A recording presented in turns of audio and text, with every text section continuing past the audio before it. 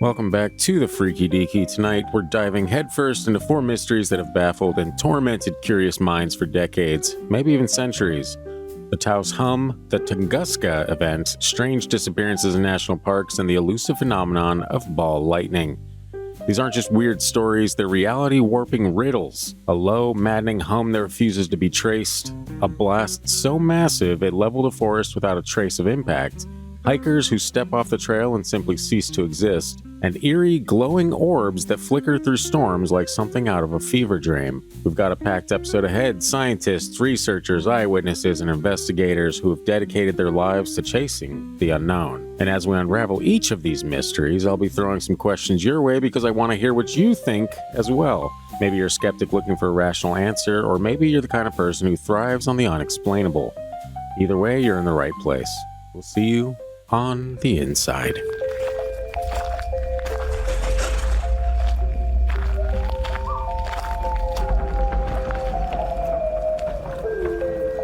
You are now entering the realm of the Freaky Deaky, an unsuspecting stop at the crossroads of fantasy and reality, where the frayed edges of make-believe seep into this cookie-cutter white picket world you've been led to believe is far from extraordinary.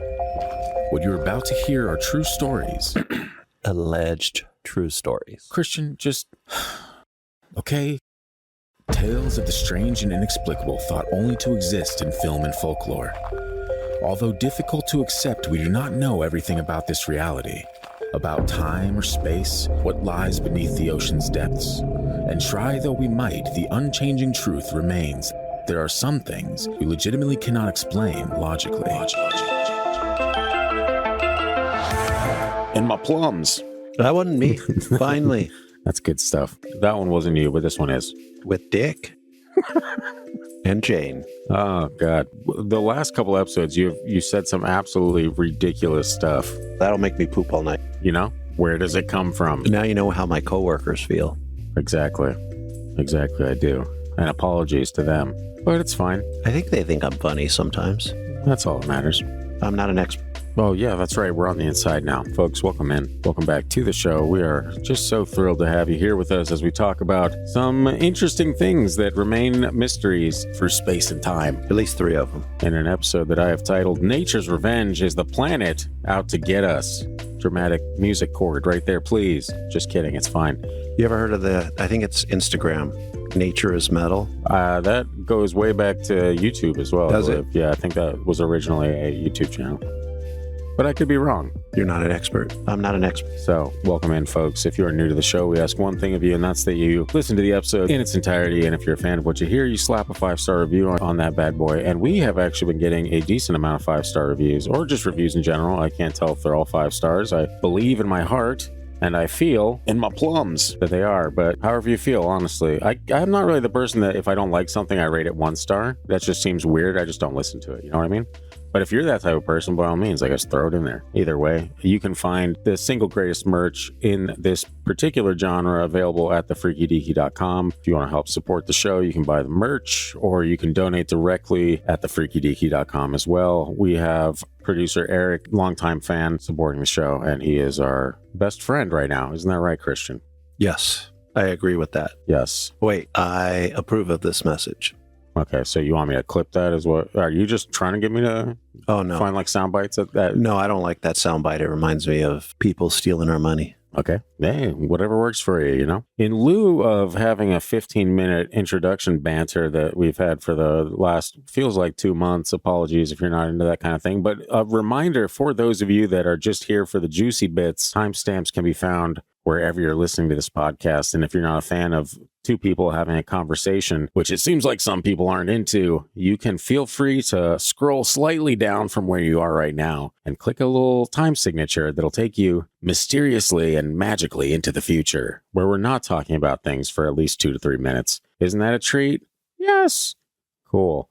So anyway, we're going to open things up with something that is, I heard, I guess briefly, it sounds oddly familiar, which is the Taos Hum. But when I read this story again, I realized, I'm like, wow, it's been a while since I've heard that. Been a while. And it would fit perfectly into this episode. And for anyone that is interested in these, kind of abbreviated rundowns on these wild phenomena themselves, and you want an entire episode on these things or on a specific thing that we cover in this episode, just be sure to comment that somewhere. Say, hey, I really was interested in X, Y, and Z. You should really flesh that out into its own episode. And we'll look into it. That's what we do here. We are the people's puppets to an extent, unless you tell us not to talk about things, and then we just talk about them some more because that's funny. We're meat puppets. Okay, yeah. Shove your hands up our asses and work us like puppets. That'll make me poop all night. That makes sense. That's how I stay really regular. Loosens things up for you. Anyway, so we're going to get into the Taos Hum right now. Imagine you're in the quiet desert town of Taos, New Mexico, surrounded by rugged mountains and starry skies. It's peaceful until you hear it. A low, persistent hum like a distant diesel engine idling, or a swarm of bees trapped underground. I would not bode well. I'm just going to stop right here and say I would not bode well. The a-hole down the street that has the loudest truck that I've ever heard in my life, that even when the weather is 40 degrees outside, decides to start his engine for 30 minutes before leaving the house. I have like a personal vendetta with him, and I stare him down every time he drives down the street. He has no idea why. No idea why. But if he really took 2 seconds to think about it, it's your truck, all right? You know it. Search your heart. You know it to be true. That truck is too loud. Why do you have to have the loudest truck in the world, Well, we are in a part of the state where people like to have their large, loud trucks with dick. Well, that's why they have large, loud trucks, because they're without dick. Small. Yeah, exactly. We know the secrets. And to our listeners that have large, loud trucks, I'm sure your dicks are, you know what? We're not going to get into it. It's fine. I'm going to get back to this story. I just wanted to briefly call out my neighbor. Wanted to briefly get the YouTube bots looking after us. Oh, yeah. It's not loud, but it's... so this is nothing like my neighbor. It's not loud, but it's relentless. Vibrating in your skull, keeping you awake at night, making your head throb. For decades, residents of Taos and other spots around the world have reported this sound, a phenomenon that's baffled scientists, driven people to desperation, and sparked wild theories about its source. It started getting attention in the early 1990s when locals in Taos began complaining to town officials. They described a noise that never stopped. Day or night, inside or out, a deep, droning hum that some likened to a refrigerator running, others to a heartbeat pulsing through the earth. Not everyone hears it. Estimates suggest about 2% of the population in affected areas actually pick it up, often those with sensitive hearing or a knack for noticing low frequencies. One resident, a woman named Mary, told researchers in 1993 that it felt like, quote, a pressure in my ears, like something's alive down there. She'd lie awake, unable to escape it, and it started affecting her sleep, her mood, even her health.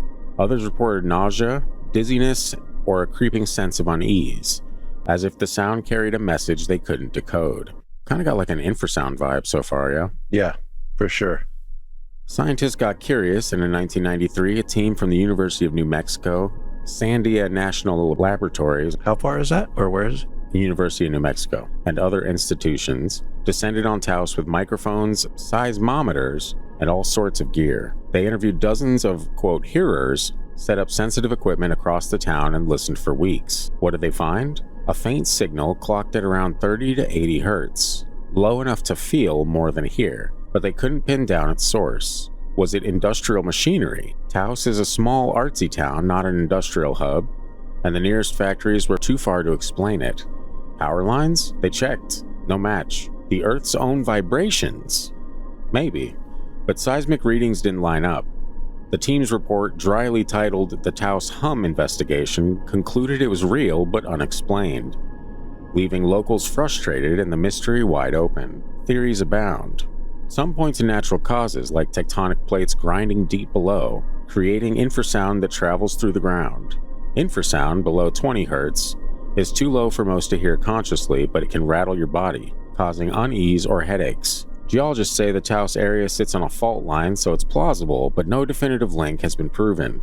Others blame human tech, maybe secret military experiments like low-frequency radio waves from a base like Los Alamos 70 miles away. The Navy's old ELF, or extremely low-frequency system, used to talk to submarines operated in that range, but it's long decommissioned and the timing doesn't quite fit. Then there's the wild stuff. UFOs beaming signals, or even the Earth itself singing as part of some cosmic symphony. Which that does happen, right? Like each of the planets has their own sound. Yeah. Some of those actually sound pretty. I think Jupiter sounded really cool, if I remember correctly. That sounds about right. Or maybe it was Saturn, one of those. But I also think that different areas have different sounds of this planet also. True. Everything has sound, right? Whether or not we can perceive it. Everything, it's all like what am I thinking of? Unless you're in that one room where they put all the things on the wall to where it's so silent that you actually... Like lose your mind or something, right? Yeah. Yeah, that'd be interesting to check out for 30 seconds. You can hear your heartbeat and hear the blood flowing through your veins in that room. Might be a little much. Isn't that kind of the same as, what is those tanks that people get in, the little water tanks? The float tanks. Yeah, there's some fancy word for it. But doesn't that happen the same way? Like, isn't that like a isolation chamber? I mean, it could, but I think that would depend on how well you insulate it from sound. They're not everybody insulates it for sound. We should check. I think there's some in Anchorage. We should go check those out sometime. We should just build one here. Yeah. I've heard some pretty crazy stories about people hallucinating and stuff in those because of, you just feel like you're floating in emptiness. I'm down. I'm like, that sounds kind of cool for 30 seconds to a minute until I freak out. Yeah, I've only heard of one person drowning in it too. Oh, cool. Now I got that to think about. Anyway, similar hums have popped up globally. The Bristol hum in England during the 1970s, where hundreds complained of a drone that kept them up. The Auckland hum in New Zealand, even a Windsor hum near Detroit, traced to a steel plant but never fully silenced. That's weird. Yeah. I thought Windsor was in Canada. Yeah. I've been there. I've been to Windsor, actually. Detroit, you'd think it'd be more or less just the banging of guns firing off every 30 to 60 seconds, but I guess the Windsor hum trace is equally plausible. It's fine. Hello to our Detroit listeners. Do not shoot me. Anyway, each case shares that maddening trait. Not everyone hears it, and those who do can't agree on what it sounds like. In Taos, one man, a retired engineer named Bob, Dad? It's not my dad, it can't be.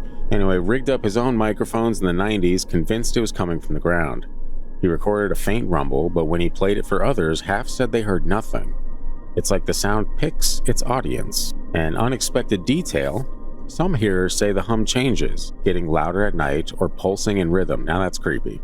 No thanks on that. Sounds like a soundtrack to a horror movie now. A woman named Linda told a documentary crew in 2001 that it once sang to her, a melody she couldn't shake, though she admitted it might have been her mind playing tricks. Scientists, like you were going to say something, I'm sure? Yeah, something I don't need to say. I'm not an expert. You keep believing that, Linda. It's fine. Scientists like David Deming, who's studied hums worldwide. What a weird thing to study. What are you known for? Well, I go around the world and I study things that 90% of people can't hear. He's probably not just looking at hums. He's probably studies sound. And out there chasing tail. And then pervert. And this is probably the most excitement they normally get. Yeah. Well, it does sound exciting. Anyway, he studied hums worldwide, suggests it could be tinnitus. Man, all that studying worldwide, and you're like, yeah, I think it might just be tinnitus. That's hilarious. Yeah. So I would hear the hum. I do hear the hum, technically, nonstop. An internal ear issue amplified by stress or suggestion, but that doesn't explain why whole communities hear it at once or why sensitive mics catch something real. The Taos Hum's legacy is its persistence. Locals have adapted, some move away, others use white noise machines. That'd be so weird, you're drowning out noise with noise. Isn't that what you're doing with that kind of machine anyway? Yeah, but this is like a similar noise, no? Like it's a white noise. I'm going to get rid of that humming noise that drives me insane by static or ocean sounds. People I mean, are to weird. each his own, I guess I'm not here to judge. It's fine. I don't need a noise machine to go to sleep, so I don't know what's going on. I do. There was an app called Portal on the App Store that I used to use a long time. It was like $60 a year or something, but literally like these people would travel to these exotic locations and just record the sound of it. And the visuals on the app were perfect. You know me, I'm a visual guy. And I miss that app. I can't have it anymore because I get to be lulled to sleep by a baby lullaby every night. Children, beautiful. Anyway, so people use white noise machines, but it's still there, humming away in 2025. As much a part of the town as its adobe houses. It's a reminder that even in our high-tech age, some mysteries hum along just out of reach, teasing us with their quiet defiance. So what do you think the Taos Hum is? This is maybe a natural vibration, a secret experiment, or just your ears playing tricks on you? I'm asking you, but I'm also asking the audience. Be sure, wherever you're listening from, give me your thoughts. Maybe you've been in the area, maybe you've heard it yourself. What do you think? And now, over to Christian to answer the question for you. I'm not an expert. My first thought is it's just a natural sound from the earth. But also, it's been a few years now, or been a while, as you would say. Excuse me. We got in my head, Scott. Yeah. Classic. We did, I think we talked Palmdale Files. Yes. And one of the places that they talked about was in New Mexico. Remember they went underground in that cave system? That was New Mexico? Yeah. Wasn't it water? Underground it was. I was picturing somewhere like exotic. No, it was somewhere, like it sounded a lot like the Carlsbad Caverns, but different. But it was in New Mexico. Interesting. In that story, there was some alien thing underground making noise. That is true, yeah. So if it's making noise like that, it could conceivably, the sound waves could come through the earth depending on what kind of sound it's making. True. A lot of acoustics in those caves, Yeah. Or just they have the knowledge to make those sounds. Maybe it's that hum goes out, beyond the stars eventually to wherever they're from. If it was indeed aliens, like in that story. Or the government. I mean, there's so many weird experiments that the government has done that have absolutely no bearing on anything. They're like, let's just see, I don't know, maybe we can make an entire town go crazy with the low pitch hum. Does that sound good? That's also where the state where they built the first nuclear bomb. Well, there you have it. We figured it out. You guys don't need to comment anymore. We got it. Yeah. So there was a lot going on in that state. Los Alamos isn't that far from there. They more than likely have a ton of underground stuff. It could be something as simple as the machinery that the government has built underground in nuclear-style bunkers makes a lot of noise. Yeah, that would check out big-ass generators or something. Right. Isn't there, now, I may be mistaken, I'm not sure if you're too familiar with the D.U.M.s. I don't recall. Deep underground military bases around the country. That is the dumbest name I've ever heard. Or dumbest. Well, you just called it what it is, Christian. Right. The dumb. I think New Mexico, maybe someone can correct me if I'm wrong, but I'm pretty sure there's allegedly one in New Mexico somewhere. I don't know the distance from Taos, but I mean, I feel seems like plausible. Was that where that one guy said he got in a gunfight with aliens? Or was that it might be. Or it could be Nevada, but I felt like it was maybe New Mexico. I'm picturing that. Nevada or Arizona. White Sands is in New Mexico, which is a testing, I think it's White Sands testing range or something like that. I really want to do an episode on that guy too. That story is so fun. And the fact that he went around the country telling this story, like being like, yo, I'm trying to bring light to this. There was a firefight. Like we're in fucking Boondock Saints. And nobody believed him. I believed him. I did, but have you watched that doc? Did I send you that documentary years ago? I've listened to interviews with him. There's one, I wish I could remember his name, but there's one on Amazon Prime that was a free documentary about like his whole story and everything like that. And it was actually surprisingly good. And it was within the time frame of us doing this podcast. So I know when I watched it, I'm like, ooh, that'd be a good episode. Yeah. Just never did it. I want to say it's Phil something. Phil Corso? Probably not. No, I don't think so. But I feel like it's Phil too. It's so hard to remember all the names we go through. Somebody fill us in, please. Anyway. What do you think it is? I don't know. The Earth sounds most likely because the Earth makes weird noise. And especially if you're on a fault line, I could see maybe some rumbling. Okay, so we know for a fact that infrasound works. We do. I use it on this podcast very often. Remember, we accidentally used it on ourselves that one day when you left it on. Oh yeah, that's wild. Yeah, I forgot about that. Yeah, we were both just like, something's weird, right? Yeah, something's going on here. So what if that was just part of the Earth's plan? What if those hums actually drove animals to migrate, or who knows? Drive people insane. Yeah, it could do that. M. Night Shyamalan. Yeah. Where are you? What was that movie? The Happening, I believe. Yeah. I like that movie. It missed the mark a little bit, but the thought behind it was like, whoa. It didn't miss the mark Wahlberg. It did not. Pretty sure he was in that. But it's fine. We're not here for name-based puns. We're here to talk about 4 strange things that the Earth does to try to take you out. And not on a date, friend. All right. This next one you probably know more about than I do. And I know it's been brought up to me. So this seems like one that might be an interesting full-length episode by itself, but it's the Tunguska Event. You familiar with that? That's an OG happening. An OG happening coming from one of the OGs himself. What year did that happen? 1908. Yeah, so that was before my grandfather was born. Stop lying. We know you're a vampire, Christian. You can't hide it any longer. I am not Nicolas Cage or Tom Cruise. Nobody said you were cool, all right? We said you were a vampire. My mama said I was cool. That's all that matters. Nicolas Cage is cool. Tom Cruise can suck one, but that's fine. I'm fine with Nicolas Cage. He may be a little strange, but I like most of Tom Cruise's movies, sadly. that is sad. Except for the one where he played a German officer trying to assassinate Adolf, and he didn't even use any kind of accent. I was like, that is lazy. Oh, that's the one that got you, not the one where the painfully white samurai is cast as the last samurai? Oh, I don't think I watched that one. I wasn't interested in that. Really? Interesting. Now that's interesting. It's fine.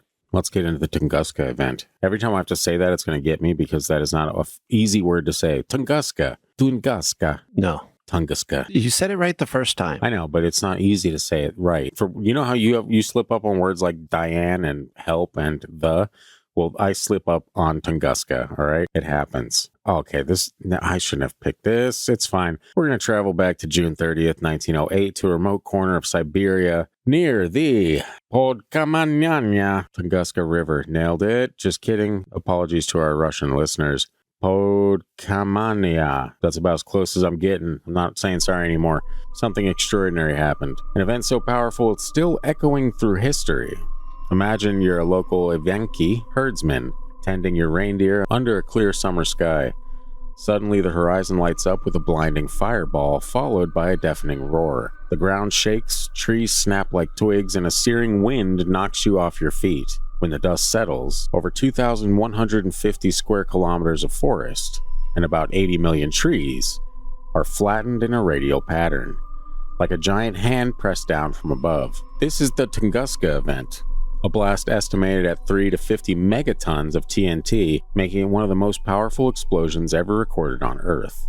And yet, when scientists arrived years later, they found no crater, no meteorite fragments, just a mystery that's kept us guessing for over a century. The leading theory is that this was a meteor airburst. Picture a stony asteroid. Okay, bro. Not that kind of stony, it's fine, maybe 50 to 60 meters wide, hurtling through the atmosphere at 15 to 30 kilometers per second. At an altitude of 5 to 10 kilometers, it explodes midair, releasing its energy in a shockwave that devastates everything below. No crater forms because the object never hits the ground. It disintegrates completely. That's what Leonid Kulik found. Leonid, that's hilarious. I'm pretty sure that's how it's said. Leonid? No way, there's no I there. It's Leonid. Leonid? Close enough. Leonid. I can't do Russian, it's fine. Found when he had an expedition in 1927, nearly 2 decades after the event. Why would they wait so long? They didn't know about it. Nobody knew about it? Yeah, it was way out in the middle of nowhere. Nobody saw or heard this? When they finally, how they figured out that it happened, if I remember right. Yeah. Was like, why are all these trees laying down? Forever. For all this, as far as the eye can see, these trees are like laid out. Yeah, the circumference of it was pretty wild. Yeah, it took probably by the time he went there, there'd probably been other people looking into it, but it took a long time because first off, it was way back then, and You're in Siberia, so you can only really do stuff part of the year there. Yeah. And when That's happened, unfortunate. I thought there was when I originally heard this story, I thought there were some witnesses. I thought there might have been some far away, but I don't think there were any legitimate close witnesses because it was just in an uninhabited area. I guess that checks out. You'd have to ask the bears and the caribou. I could do that. You don't know what I'm capable of. Anyway, he trekked through the swampy taiga, expecting a massive impact site, but instead saw trees stripped bare, their trunks pointing away from a central point, like spokes on a wheel. His team interviewed locals like S. Semenov, who was 40 miles away at the time. Semenov described the sky splitting in two, a heat so intense it burned his shirt. See, I knew there was some kind of witness. Yeah, there weren't too many, but I thought I'd heard there were. Burned his shirt, and a thunderous boom that knocked him off his porch. Damn. Another witness, a tribesman named Chekorenko, said the wind was so strong it blew his tent away and left his family dazed. The effect stretched far beyond Siberia. Seismic stations in Europe picked up tremors, and for days afterward, night skies glowed bright enough to read by in London and Stockholm thanks to dust and ice particles flung into the stratosphere. It's a compelling case for a meteor, and recent science backs it up. In 2013, researchers found microscopic diamonds in the soil at Tunguska, likely formed by the extreme heat and pressure of an exploding space rock. Computer models also matched the blast pattern to an airburst, estimating the object's size and speed with uncanny precision. But here's where it gets messy. No significant meteorite chunks have ever been recovered. If it was a stony asteroid, shouldn't there be something left behind? Oh, yeah, like it blows into a million pieces. Well, there you have it. And it was, what, 2,100 square miles or square kilometers, I believe. Square kilometers. We're doing it based on the region, Christian. All right. We're not going to Americanize this story. We shouldn't. Kilometers should be the way we go. Oh, good God. Okay. And that's fine. So that'd be like looking for a needle in a haystack. Have you ever tried doing that? Why would I try doing that? Everybody says it's hard. You know how it'd be really easy is to just start jumping into the haystack. At some point, you're going to get poked by a needle. Voila, you found it. Maybe. Or you could just get a metal detector. Or you could just hope that someone placed it on top of the haystack, you know? Why would I go near a haystack? I'm not a horse. I don't live on a farm. You think horses are the only things that go near haystacks, Christian? In my life, yes. Wow. I have no need to go near a haystack. A little uncultured, you know? Just a little uncultured. We try to be a little more open here. But that's all right. I can't handle ranch work. That's fine. Yeah, that checks out. I got soft hands. You picture both of us in Yellowstone, the show, not the national park. I just wanted to remind all you guys, I got soft hands.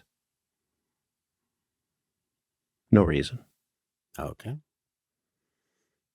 Yeah, that's fine. We're just going to move along.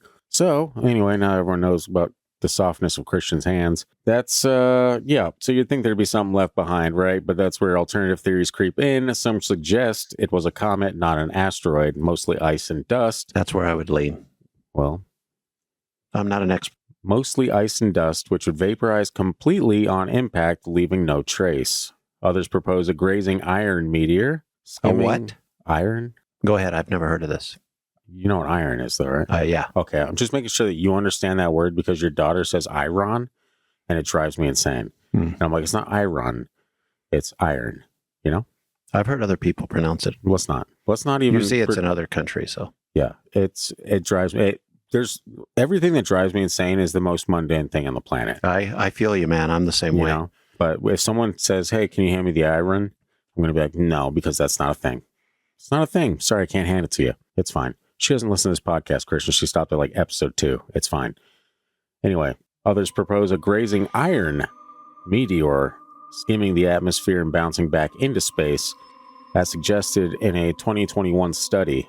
Has that ever happened before? I've never heard of that. That sounds pretty fascinating. I mean, in theory, I could see it possibly happening, but that's some weird shit. That is indeed. And that would have to be a big meteor to bounce just off. Bouncing right off, yeah. Yeah, to bounce off the atmosphere, but still leave a big enough big enough detonation to cause. You would think if it was damage on that the big floor. of a meteor, it would have crashed through the atmosphere and not bounced off. Not if it's you know? just skipping by, like barely missed us, but hit the atmosphere. That could be pretty violent, but I guess I'm picturing going straight down. Like I'm picturing it hitting straight on and just bouncing like a trampoline and going back. No. It would just be like whizzing by and just catch the atmosphere. And I'm a visual guy, Christian. I'm sorry. Then that's why I visualized it for you. Thanks. So, yeah, then there are the wild cards, a tiny black hole passing through Earth. That's a weird one. Or even an alien spacecraft blowing up. That was an early one I heard when I was young. That last one's a favorite in sci-fi, but it gained traction when early Soviet researchers speculated about unusual magnetic readings at the site.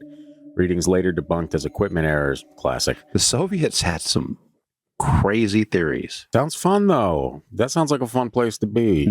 There's nothing fun about the Soviet Union, other than when we beat them in the Olympics in hockey. That was fun. That's the only fun thing I can think of about. Wow. The Soviet Union. Well, you're also a little judgmental. I'm not talking about current Russia. I'm talking about I'm talking about the Soviet Union. It's Me fine. too. It's fine. Our mortal enemies. Sure.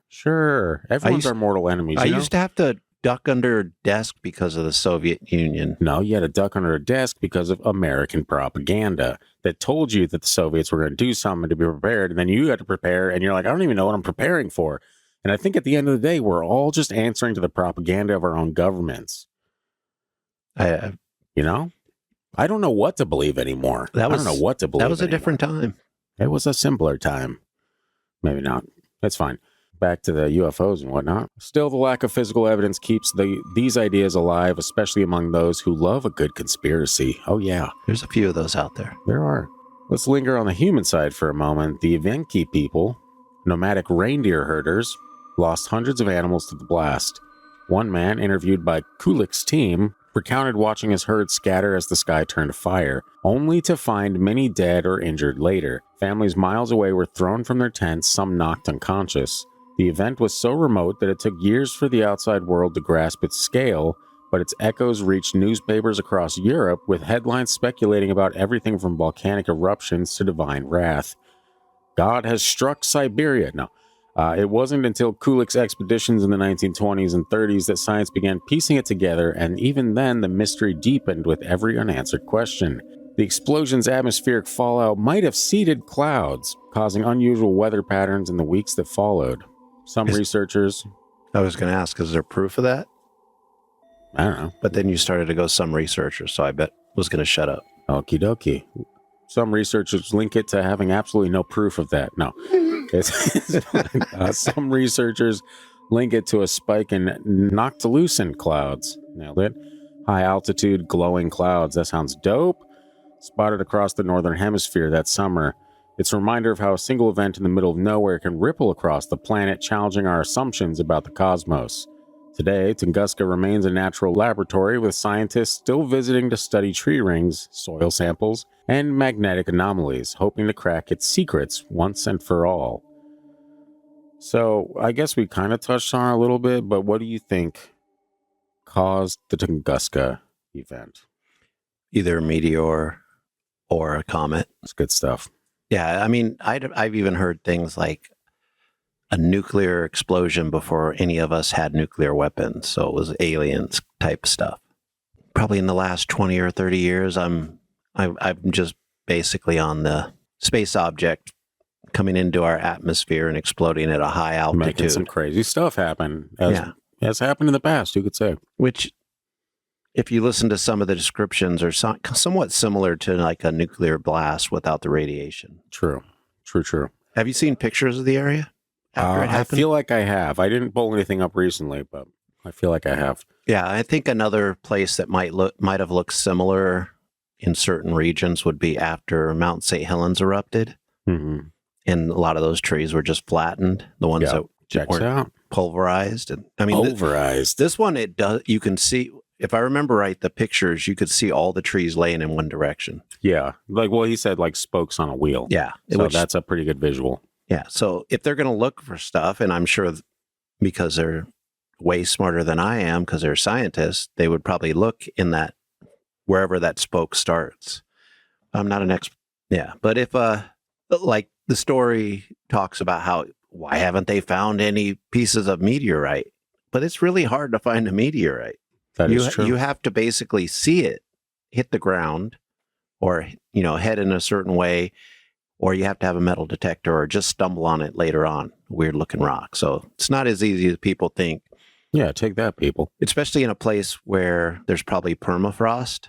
Yeah. So it could be far enough underground where it's hard to get to any fragments. Very true.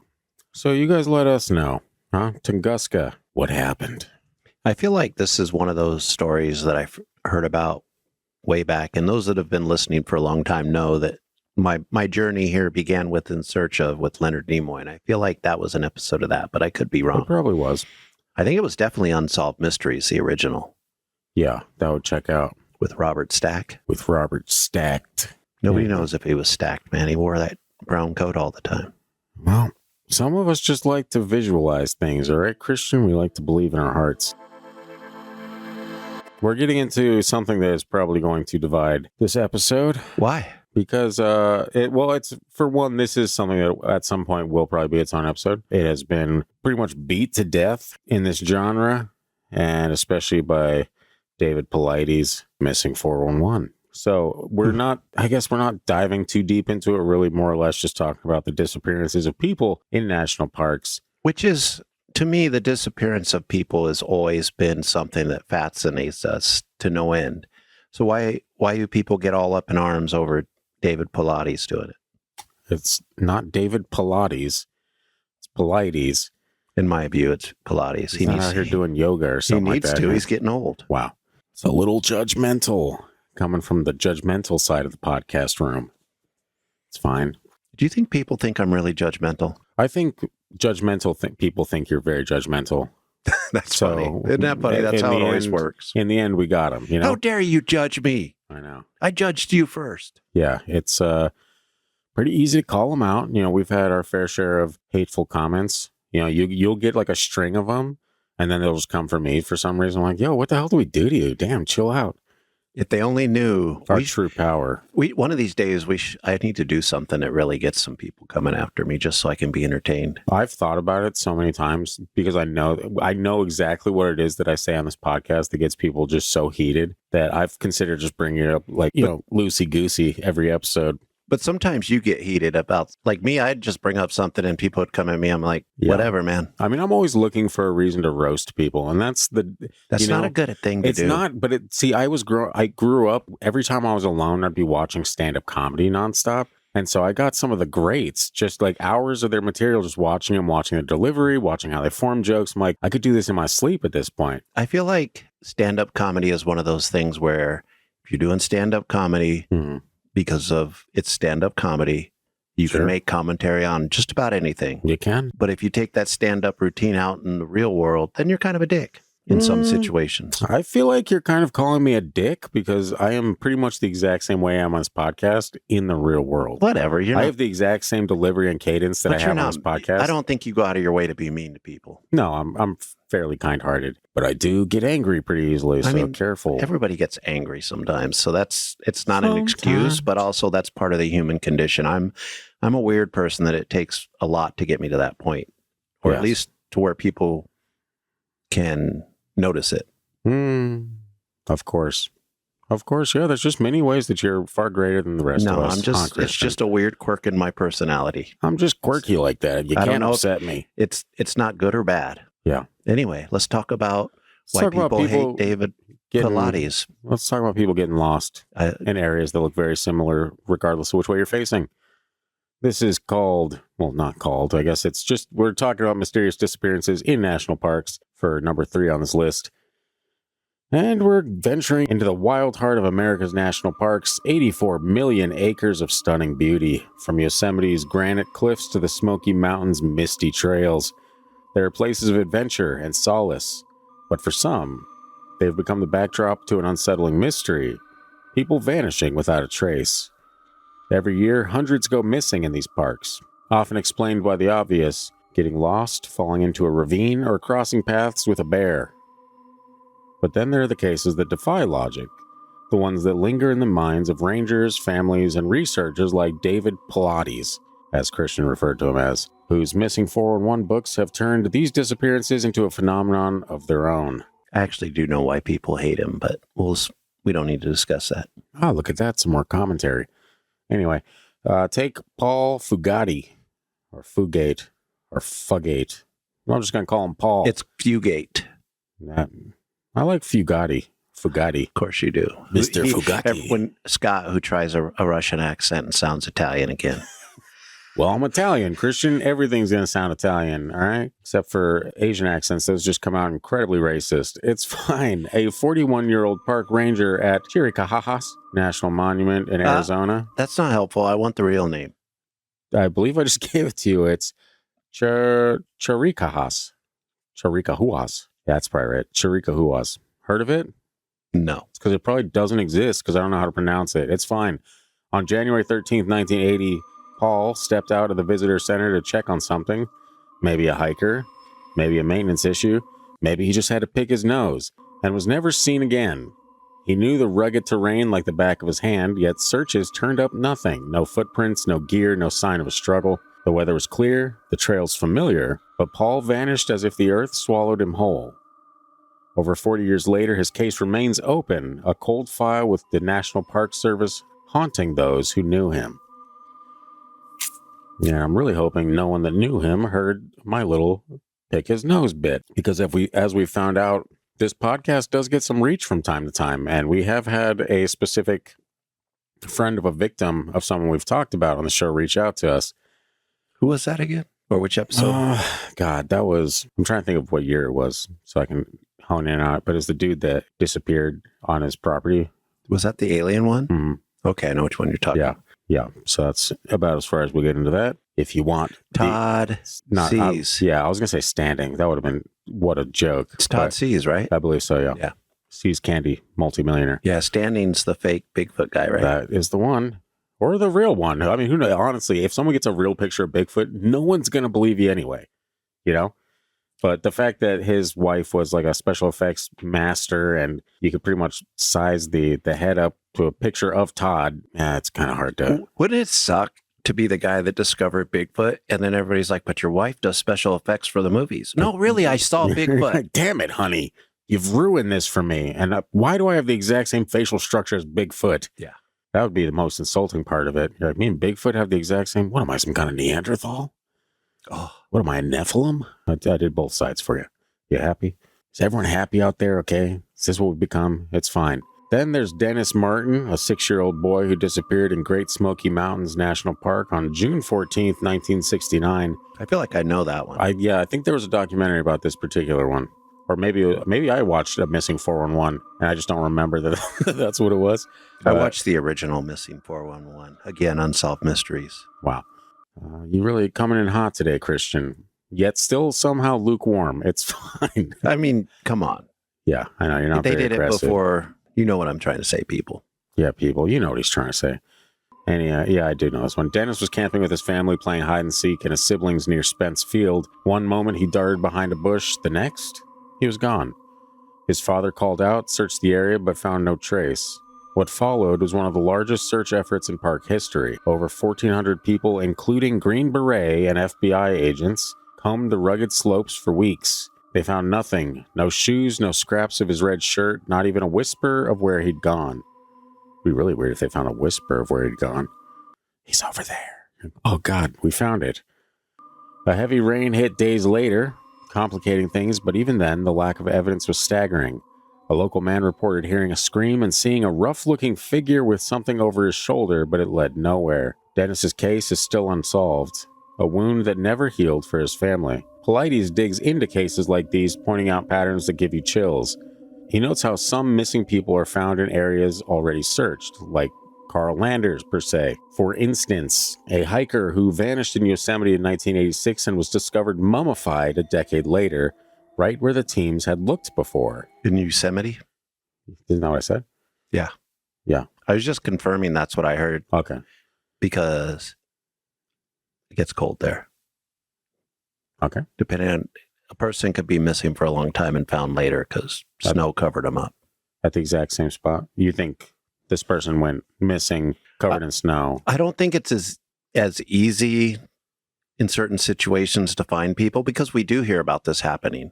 Sure. All it takes is somebody not paying attention or looking away for a moment. Yeah. It doesn't take much. It's hard. I mean, these guys are out there volunteering, but I'm sure it's tedious staring at the ground for that many hours. You're going to miss things. True. Like your family. Anyway, a hiker who vanished in Yosemite in 1986 and was discovered mummified a decade later, right where teams had looked before. Or how kids sometimes turn up miles away in places they couldn't possibly reach on their own, often with no memory of how they got there. He talks about Trenny Gibson, a 16-year-old who disappeared in the Smokies in 1976 during a school trip.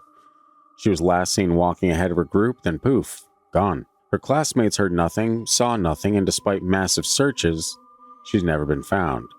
Paulides also flags odd details, clothing found neatly folded on the rocks or stumps, as if someone undressed deliberately in the wilderness, or bodies discovered near boulders, a recurring theme he can't explain. There's rocks over there. Hold on just a damn second. Who put these rocks in the forest? Oh my goodness, we solved it. So what's happening? The practical answer is nature's harshness. People underestimate the wilderness, get disoriented, or meet a quiet end from exposure or wildlife. Sorry. As you should be. Rangers will tell you about hikers who wander off trails, like a woman in Yellowstone who vanished in 2018, only to be found days later dehydrated but alive after stumbling into a ravine. But Paulides and his followers see something more.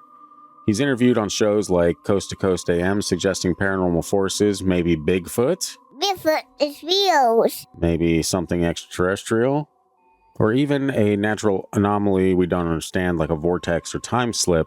Skeptics roll their eyes, arguing he cherry-picks cases to fit his narrative, and that statistics show most disappearances are mundane. After all, parks see millions of visitors yearly. A few hundred missing isn't statistically wild. But let's linger on the eerie side for a moment. Take the story of Stacy Aris, a 14-year-old who vanished in Yosemite in 1981. She stepped away from her group to take a photo near a lake, leaving her camera behind. Searchers found her lens cap, but nothing else. No tracks, no signs of a fall.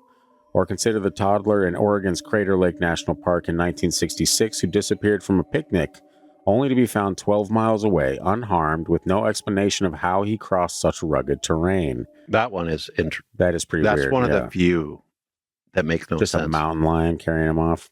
That's not the one that said a bear protected him, right? I believe you're referring to Bigfoot, but I believe I am too, but I thought that was in Alaska. I thought that was something local Alaska, or maybe Washington. I don't remember, but I remember that story. The story was wild. Yeah, I do remember hearing this one about the boy being hella miles away. Very professional. He was how far away was he? Hella miles, dude. Hella miles. Translates into 12 for those you guys. Yeah. Hella equals 12. These stories stick with you, especially when you hear about clothing anomalies, like a boy's shoes found miles from his last sighting, perfectly placed on a log as if he'd sat down to rest. Paulides notes that many vanishings happen near granite formations or water, hinting at a geological link no one's cracked. Or the fact that that is everywhere. Yeah. Also, there's tales thousands of years old from parents telling their kids to stay away from water because of that monster's going to get them. And that's why we don't have granite countertops. I feel you there, man. I wouldn't have me either. It's not a financial thing. It's that I don't want my son to go missing if he's playing near them. Yep.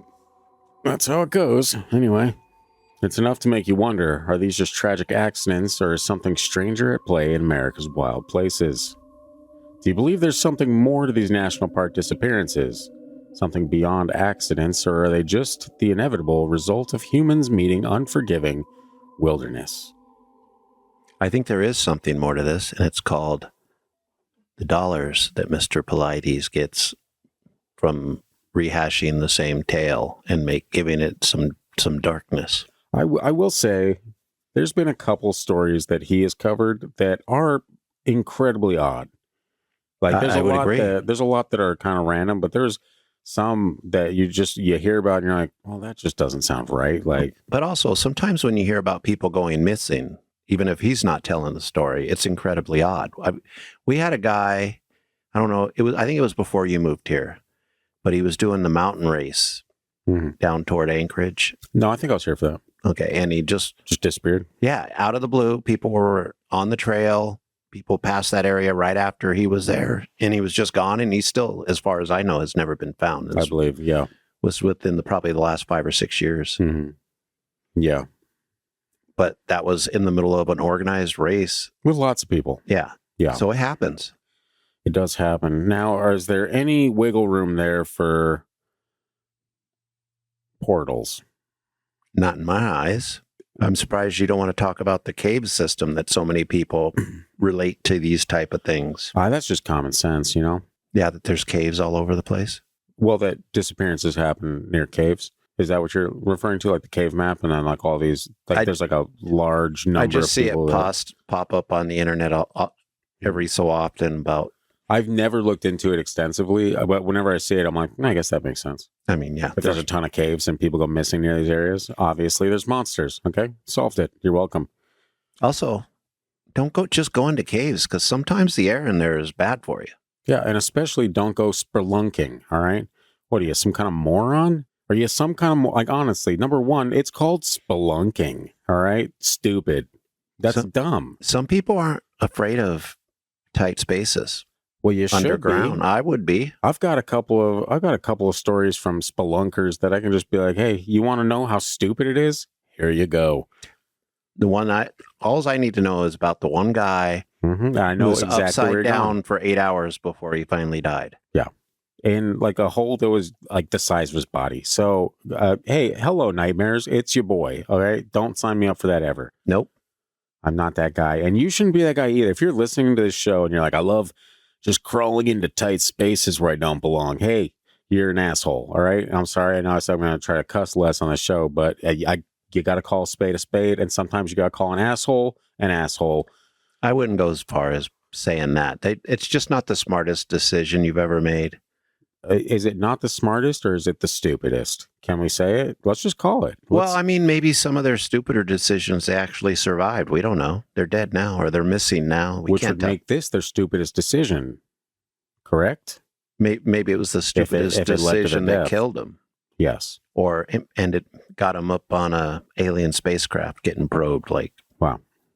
Okay. do you remember that time we talked about if the alien said, I can't remember exactly what it was, but If one of us, yeah, absolutely. Dude. Yeah.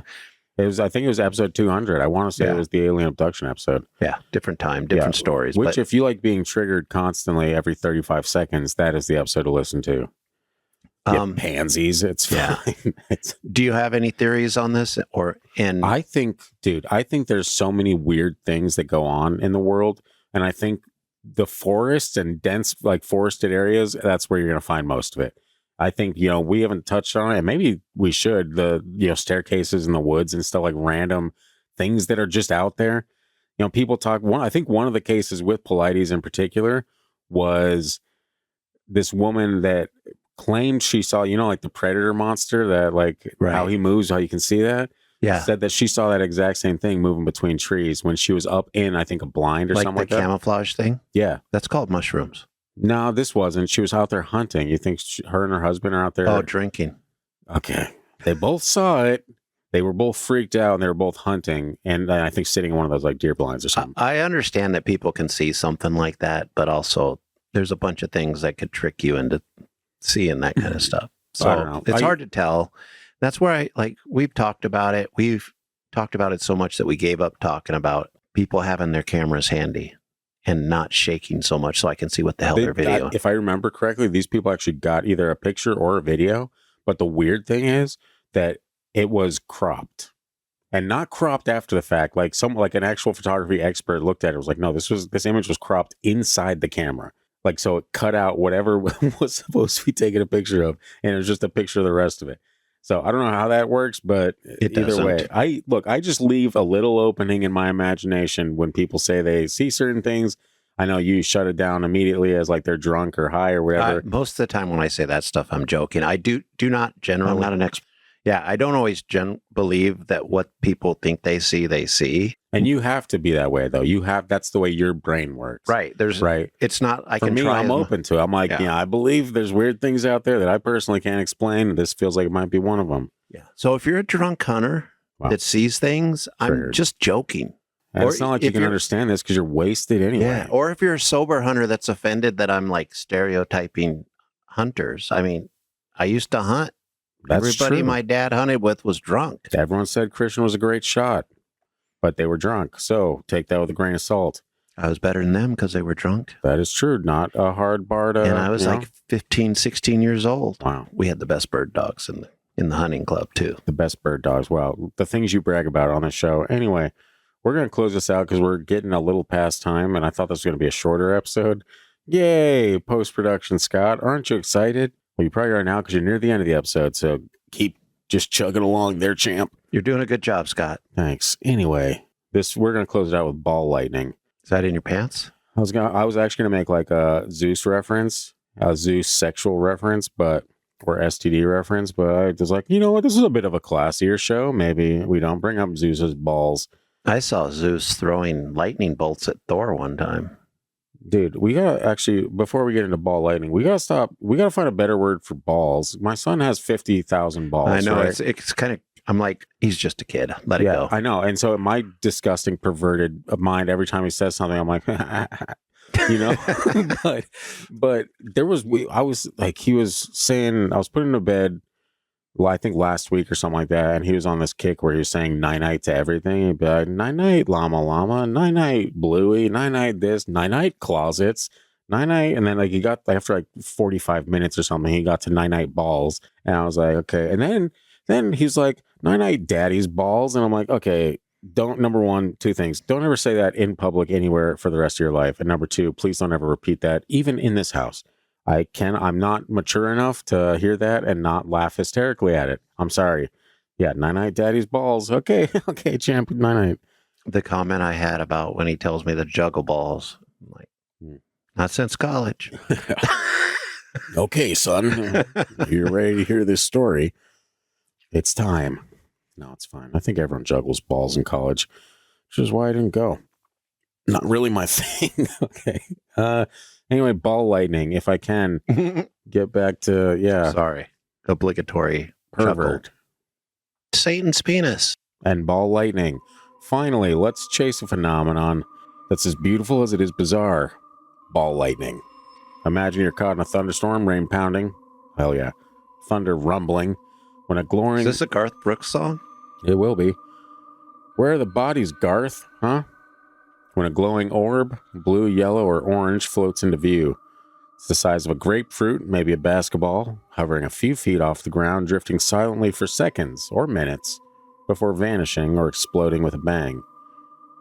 Ball lightning, it's a rare atmospheric oddity that's been cited for centuries, yet remains one of science's great unsolved riddles. Witnesses have plenty of tales. In 1901, a French hotel in Paris got a shock, when a ball of light slipped down the chimney during a storm. Guest watch, I just picture like Death Star run. Just that going into that fucking nerd moment. Apologies. That's Because usually it's- Christian's field. With the time period you're in, I was thinking Doctor Who. Of course you were. And me being the person I am, I'm like, Doctor Who? So anyway, in 1901, this ball fell down a chimney. During a storm, guests watched, stunned as it rolled across the room, then burst with a loud pop, shattering windows and leaving scorch marks. Wow. I know. Fast forward to 1963 when a Soviet fighter jet encountered something wilder. Good. Wow. And we're back. Flying through a storm, he saw a glowing sphere enter his cockpit. Okay. It's called vodka. Sure. Through the windshield. It hovered for a moment, then exploded, burning his face and hands before he wrestled the plane to safety. That actually sounds alien tech. That sounds horrifying. That does too. Good thing he's a no good commie, though, right? I'm pro-communist. Gotcha. Closer to home, Millie Drozda of Chicago saw one in the 20th century during a summer storm. She described a yellow-orange ball floating through her backyard, bobbing like a balloon before it fizzled out against a fence. These stories span time and place, from a 12th century English monk's account of a fiery globe to a 2014 video from China where scientists accidentally caught a glowing orb on camera during a lightning strike. What is this thing? The best guess is plasma, a hot... Okay, I thought you were like, And I was like, okay, this sounds... That's what I was thinking. But It's it's the only fine. thing that makes sense. Okay. The best guess is plasma, a hot ionized gas formed by electrical discharge in a storm. Martin Uman, a lightning expert from the University of Florida, says about 5% of people claim to have seen it, and it's been documented since ancient times. One theory suggests it's a plasmoid, a self-contained ball of plasma sustained by microwave radiation trapped in a magnetic field, as Peter Handel has proposed.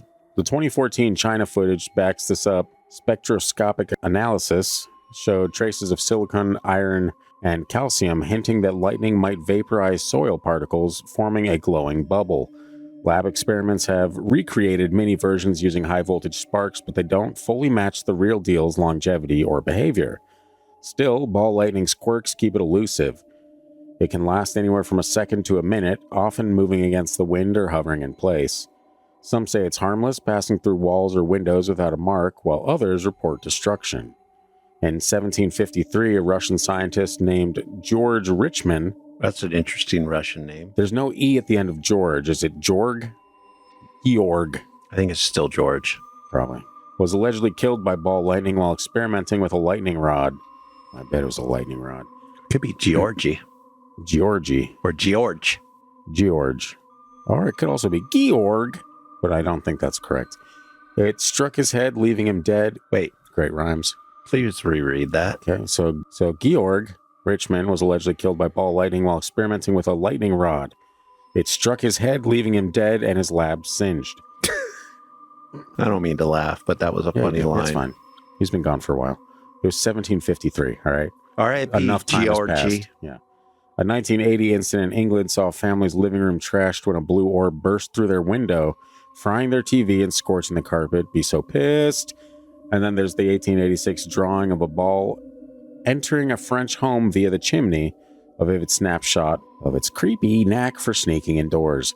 It's been linked to odd smells, sulfur or ozone, demons, reported by witnesses suggesting a chemical reaction we don't fully grasp. Some even hear a hissing or crackling as it moves, adding to its otherworldly vibe. Oh yeah, it's a vibe. Skeptics once dismissed it as an illusion, maybe after images from lightning strikes. Wow, super dumb. But modern sightings and footage like the 2014 video prove it's real. Could it be tied to UFO sightings, as some speculate, or is it just a rare trick of nature's electrical playbook? Scientists keep chasing it. In 2006, an Australian team, suggested ball lightning might form when lightning hits the ground, ionizing the air into a glowing sphere. Others think it's a byproduct of thunderstorm electromagnetics, a fleeting dance of energy we're only beginning to understand. For now, it's a phenomenon that defies neat answers, floating between science and folklore, as mesmerizing as it is mysterious. So what do you think causes this ball lightning? And I'm sure everyone that's listening to this episode probably has that one visual in their head. You know the video I'm talking about, going over the train tracks, Yep. right? Seen that for years at this point. I think someone even posted it in our Facebook group at one point. I feel like it. Might have been Magella. Magella. Might not have been it too. It could have been someone else. I don't know. My memory, for the record, to anyone listening, is about... Well, it's past. I already forgot what I was about to say. So anyway, ball lightning. Do you feel like, since we've been watching a lot more Bluey, you have the urge to speak in an Australian accent a lot more? No, not so much. I surprisingly use Australian accents probably about 60% of the time that I'm alone. Because it's one that I've been trying to track down. Really just trying to get it down, you know? Okay. Still hasn't worked. Still only got 3 sentences I can say. I understand, man. But that doesn't stop me from trying and or confusing my son. Do you know, what do you think the ball lightning is? I don't know, because I can see the natural phenomenon of this happening, as wild as it seems. I can see that being what it is, but I've also heard stories about, glowing orbs that kind of seem ball lightning-esque in nature that then go on to be some kind of alien being, and so maybe those aren't so much lightning. I have never seen a story where there's a glowing orb that turns out to be an alien being. Not one. Dude, we've probably covered at least 5 of them over the course of this show. People think they might be alien beings. No. But they're not. People that have seen the actual beings, there'll be this glowing ball floating through the forest as these people on a night hike, right? And they're like, what the hell is that, right? And then it gets to a certain location or wherever. It's got a sentience to it where it's kind of moving it's got a thought to it, right? And then it gets somewhere, turns into 4 or 5 aliens, small aliens, I'll give you that. And then they run around, collect things, do stuff or whatever. And then it turns back into a ball and they float away. So maybe that's how Spielberg got the E.T. story, because E.T. is small. That's the one piece that you got out of that. Yeah, because there's no size. Ball. I don't remember any ball lightning in that movie. Well, but maybe you need to watch it again. I mean, ball lightning seems like it's feasible in a natural setting, just we don't understand why. Sure. And you can't really test for it because you don't know, you can't expect where it's going to be.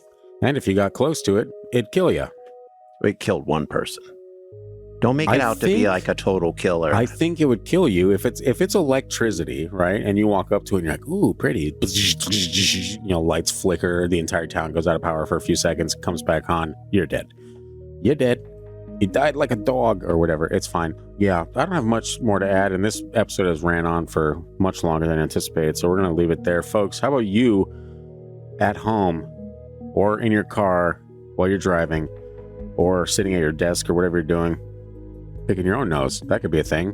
Is that what you're doing, you pervert? It's fine. Be careful, you might go missing. You might just go missing. It's fine. Give us your thoughts on the 4 things we covered today. I've already forgotten them.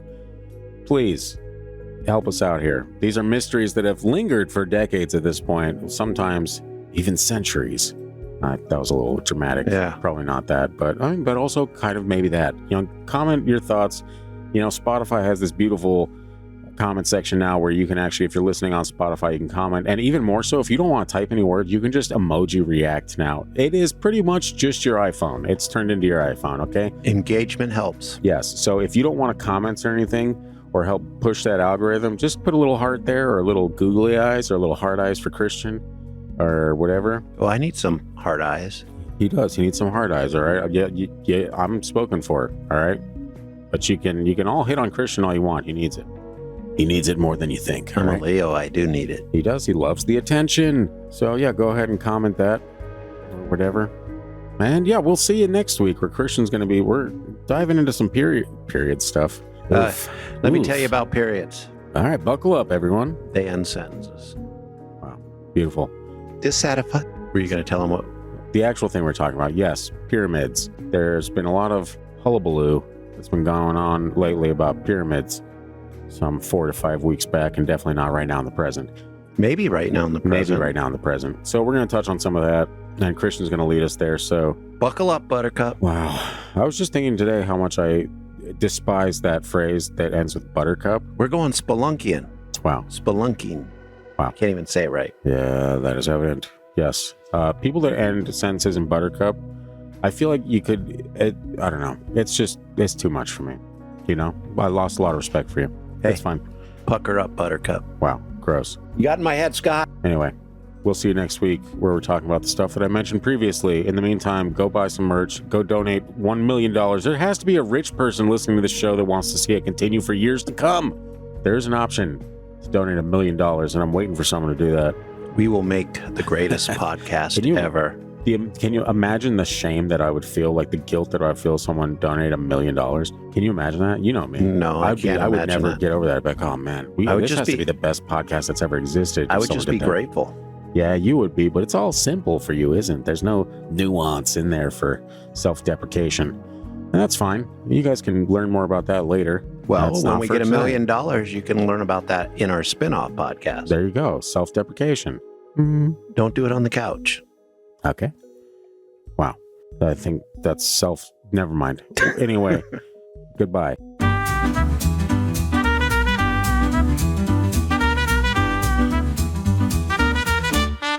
Bigfoot is stalking by your window. Dogman is scratching at your door. Ghosties are walking up and down your halls at night, and the Hat Man is coming back for more. Your name is Christian, you love a can of beans, and you're the wettest blanket skeptic this world has ever seen.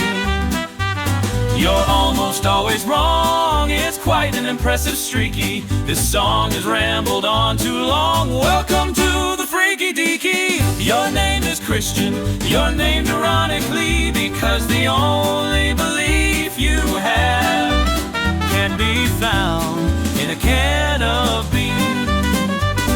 You're almost never right, and now you get roasted weekly. This song has rambled on too long. Welcome to the Freaky Deakies. You're almost never right, and now you get roasted weekly. This song has rambled on too long. Welcome to the Freaky Deaky. Also, ghosts exist, just an FYI. Aliens are feeling blue. The Ouija demon's lonely because they believe in you.